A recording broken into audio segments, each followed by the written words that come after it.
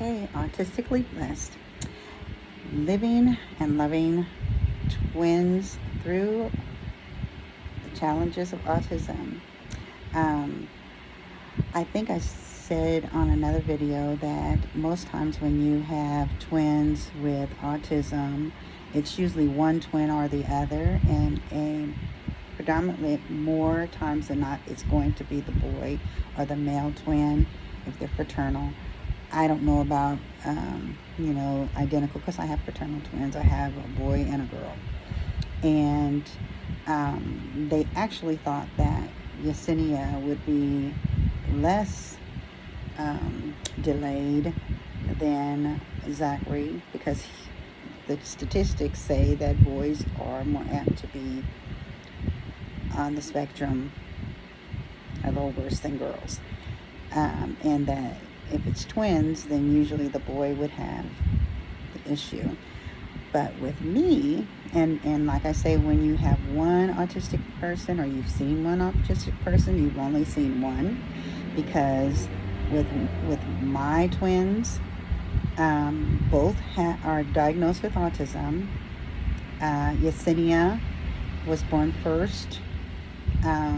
Actually, Yesenia put her foot out to save her brother. Zachary was sick. He had a perforated bowel, and so he was very, very ill when he was born. But she put her foot out or broke the membrane and put her foot out, and started the process of them being born, which they were born at 23 weeks and 6 days. Or 23 and weeks and a day, or something like that. They were both 1 pound 3 ounces.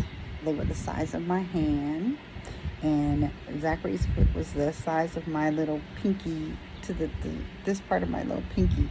And because the reason why I know is because he would tap with his foot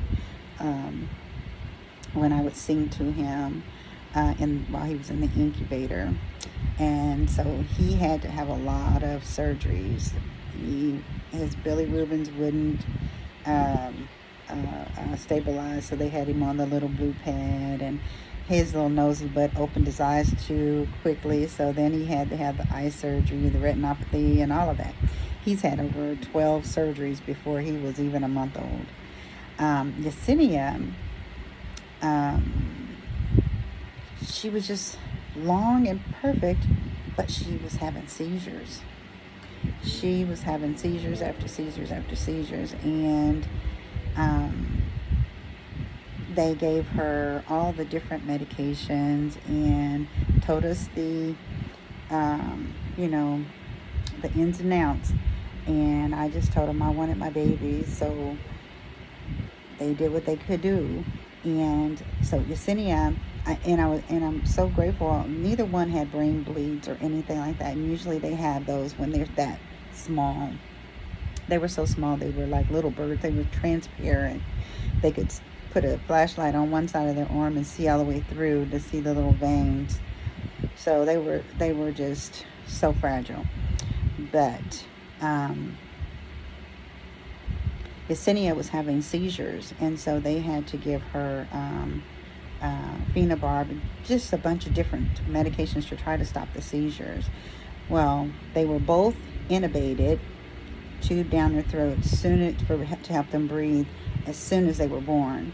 So I never heard my children scream or cry or anything for the 5 or 6 months that they were in the hospital until I brought them home, because they were both intubated, or they had the CPAP in their noses, and they just would go, but they couldn't cry out. And so I don't know if that's why Yesenia is nonverbal, because it messed something up in her vocals, but they were intubated immediately at birth. So 5-minute increments series, twins living and loving through autism. If you are not a subscriber, please subscribe to my YouTube channel, and like, share, follow, and send this to somebody that would get a boost, or it would help. appreciate you. I'll be back for part 2.